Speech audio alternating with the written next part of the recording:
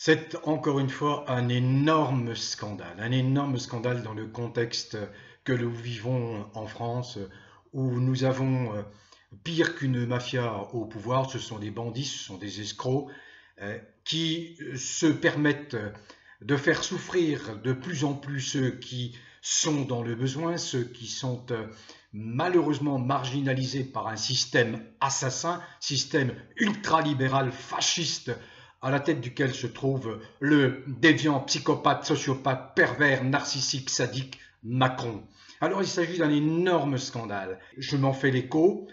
Il a été relayé également par le courrierdusoir.com, par, je le cite, Chek Dieng, qui est le fondateur du courrierdusoir.com. Ce que vous devez noter, c'est que qui rapporte cette information, ça n'est pas un complotiste, un conspirationniste, non, c'est le Nouvel Obs. Je vais bien évidemment mettre les liens. Et le Nouvel Obs, il dit quoi? Qu'on assiste à un véritable coup de théâtre, car en 3 ans, Macron a passé, tenez-vous bien, 500 commandes au cabinet privé. McKinsey, Vanguard, etc. Tous ses copains qui lui ont filé le fric pour être élu dans les conditions que l'on connaît, très discutables, parce que je persiste et je signe, puisque j'ai des éléments, beaucoup de gens ont des éléments, et il y a eu manifestement trucage. Macron n'aurait jamais dû être élu, en particulier en 2022, mais ce n'est pas mon propos. Donc je reviens à cette information qui révèle un scandale majeur, mais vraiment majeur. Macron a donc dépensé en 3 ans 43 milliards d'euros donnés généreusement à des cabinets de conseil qui sont ses amis. Il les engraisse sur notre dos. Pendant son temps, la dette de la France poursuit son envol. Plus de 3 000 milliards d'euros, c'est-à-dire presque 120% du produit intérieur brut, c'est-à-dire de la richesse produite par la France fin 2023.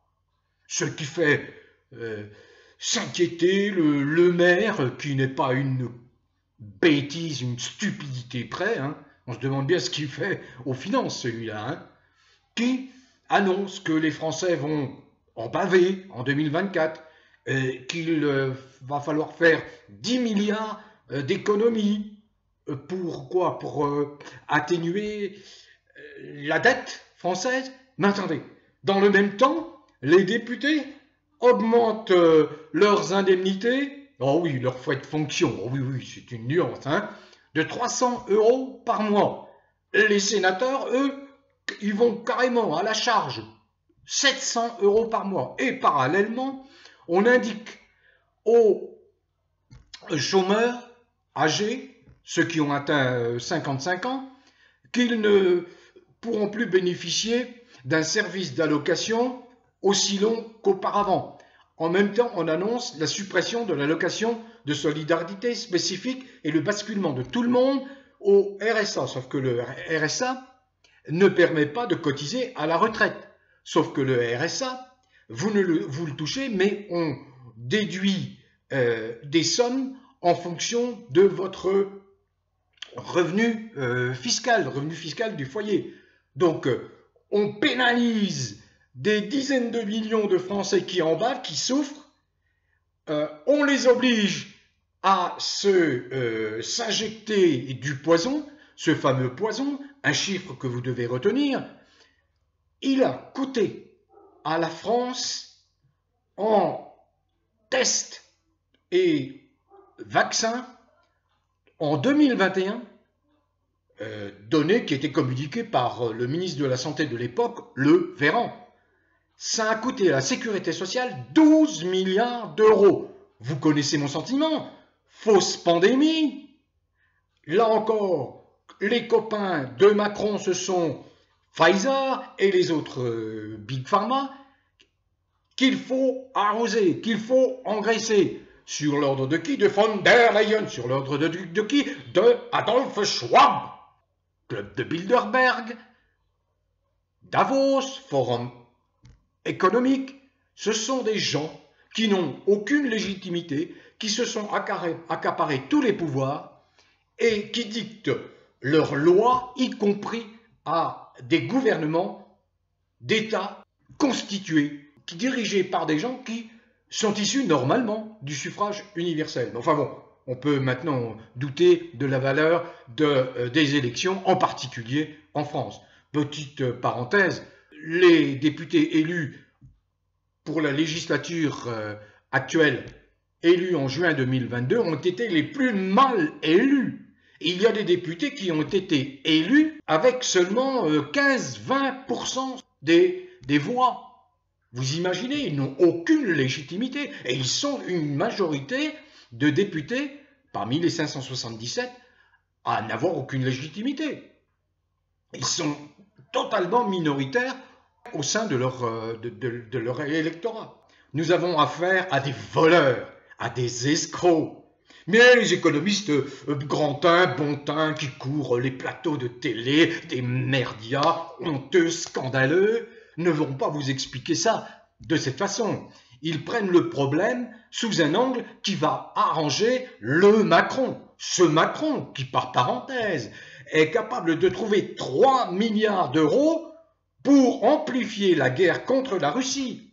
Ce Macron qui a voté il y a quelques mois une loi repoussant l'âge de la conscription pour les réservistes. C'est-à-dire que vous pouvez être appelé sous les drapeaux, non pas jusqu'à, la limite était, en tout cas à mon époque, à 50 ans, puisque moi-même j'ai été réserviste jusqu'à 50 ans, mais jusqu'à 70 ans. Ça veut dire que s'il y a un durcissement du conflit entre l'Ukraine et la Russie, que ce fou de Macron, qui n'a même pas fait son service militaire, qui s'est fait réformer parce qu'il avait la trouille, il n'est même pas parent, il n'a même pas un enfant, si jamais ce fou de Macron enflamme le conflit avec la Russie, ça veut dire que, eh bien vous, qui n'avez pas atteint l'âge de 70 ans, vous serez enrôlé de force. Je l'explique parce que certaines personnes, je comprends, n'ont pas bien compris. Il faut bien comprendre que toutes les lois votées par Macron sont des lois scélérates.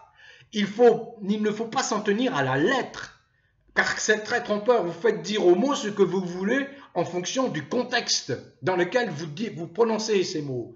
Une loi doit répondre au respect, à un esprit. Or, l'esprit des lois de Macron, c'est détruire la France.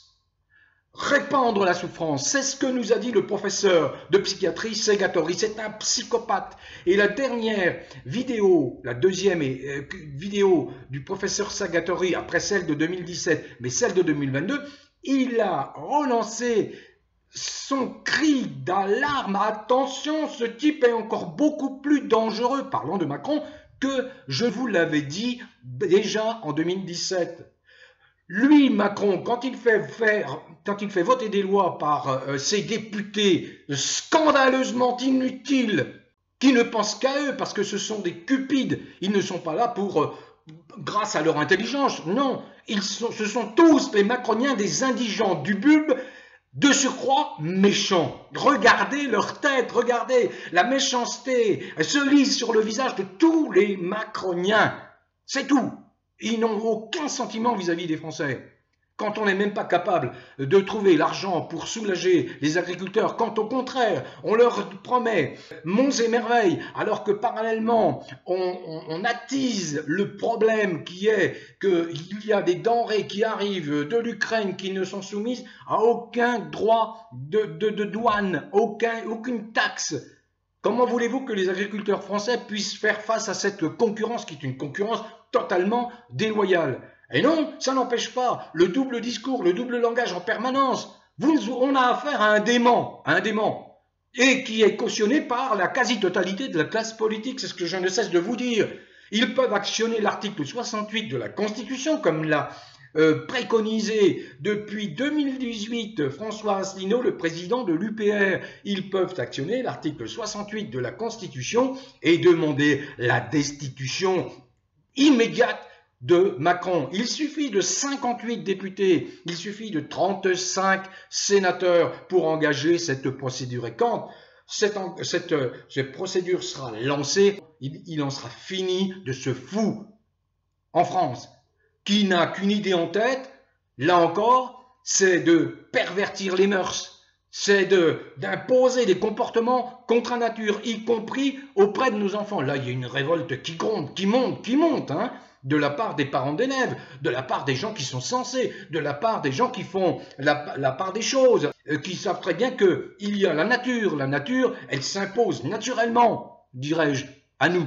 Et on ne doit pas jouer avec ces règles.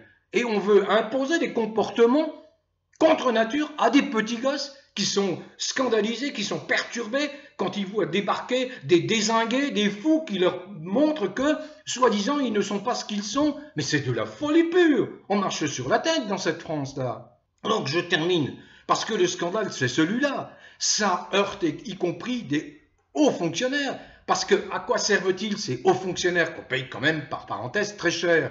C'est à eux de conduire, de mener ces enquêtes. Ce n'est pas à des cabinets privés. À quoi sert-il? Ils sont relégués à un rôle de figurant dans les ministères et nous continuons à les payer.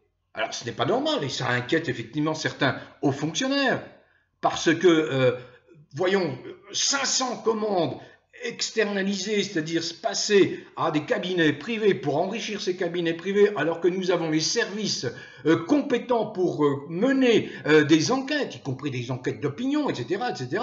Mais c'est absolument scandaleux. Je vais citer, il parle de la République des consultants, un haut fonctionnaire, et qui s'insurge, et il explique que le phénomène va en s'accélérant. Il s'accompagne d'un dysfonctionnement profond de nos services publics qui ont perdu leur sens pour les fonctionnaires et sont en totale déconnexion avec les besoins des gens. Ça, on le sent, hein, s'insurge le magistrat, pour ne pas le citer, Arnaud Bontemps.